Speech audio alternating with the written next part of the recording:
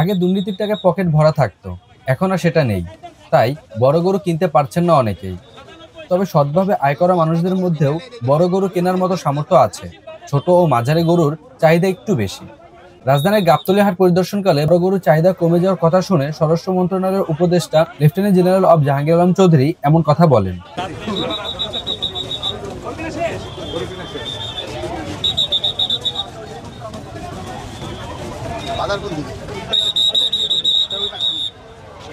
আগে হলো দুর্নীতির টাকা ভরা ছিল পকেটে, এখন তো দুর্নীতির টাকা নাই, এখন এই জন্য বড় গরু কিনতে পারতেছে না।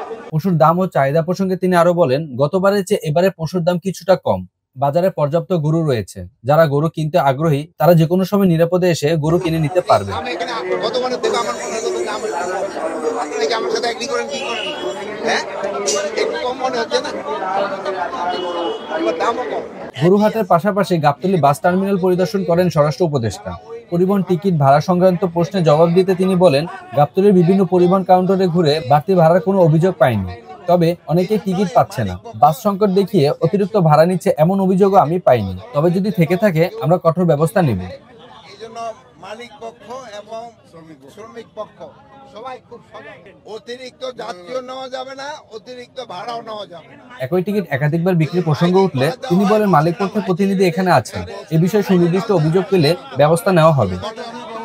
পাশাপাশি ফাঁকা ঢাকার নিরাপত্তার বিষয়ে স্বরাষ্ট্র উপদেষ্টা বলেন, মানুষ বাড়ি যাচ্ছে ঠিকই, কিন্তু আইনশৃঙ্খলা বাহিনীর সদস্যরা অবস্থান করছেন তাদের দায়িত্বের জায়গায়। সব বাহিনী সজাগ ও সক্রিয় আছে। আশা করি আইনশৃঙ্খলা পরিস্থিতি ভালো থাকবে। আইন শৃঙ্খলা পরিস্থিতি মাশাআল্লাহ খুবই ভালো থাকবে। যেহেতু আমাদের আপনারা সবাই ছুটি চলে গেলেও কম বাহিনী কিন্তু থেকে যেতেছে, এই জন্য কোনো অসুবিধা হবে না। এটা যেন কন্টিনিউ করে, এই জন্য আপনাদের সবাই সহযোগিতা দরকার।